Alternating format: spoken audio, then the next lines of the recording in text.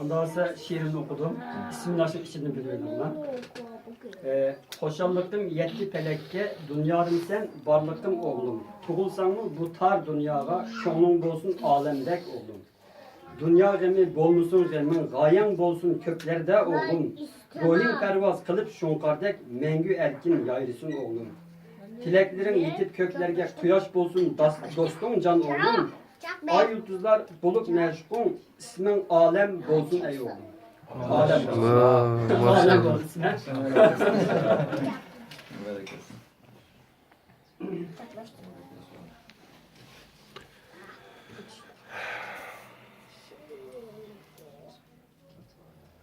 Allahu Ekber, Allahu Ekber, Allahu Ekber, Allahu Ekber. Eşhedü en la ilahe illallah. Eşhedü en la ilahe illallah. Eşhedü enne Muhammeden Resulullah.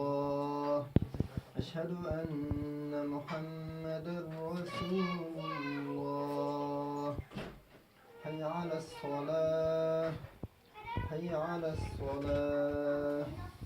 Hayy alel-felah. Hayy alel-felah. Allahu Ekber, Allahu Ekber. La ilahe illallah.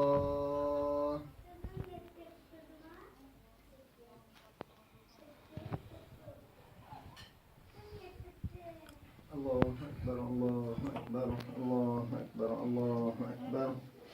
Eşhedü en la ilahe illallah. Eşhedü en la ilahe illallah. Eşhedü enne Muhammeden Resulullah. Eşhedü enne Muhammeden Resulullah. Hayy ale's-salah. Hayy ale's-salah. Hayy alel-felah.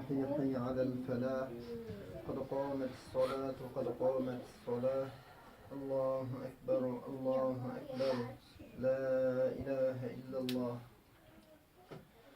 Euzubillahimineşşeytanirracim. Bismillahirrahmanirrahim. Cenab-ı Allah'a şükürler olsun. İnşallah isminiz Cenab-ı Allah'ın ki takdir kılgan, atanımız belgilegen, bekirken isminiz alem olsun. İnşallah könlümüz alemde ken bolay. İnşallah atanımızga, evvel üzümüzge atanımızga, Uygur halkıga paydılık, ahlaklık, vicdanlık, imanlık bir evlat doğaysın inşallah. Cenab-ı Allah sizni bəxtli qılsın, ata-anamızga köz nuru qıb bəsin inşallah. Evlatlarımızın, Uygur halkının kalbingen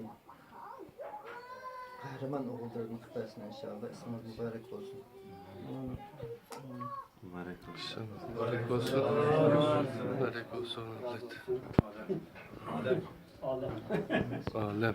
Maşallah. Alim mi alem mi? Alem, alem. Alem. Alem Turan mı? Turan alimim oldu. Alem Bütün alem Turan oldu.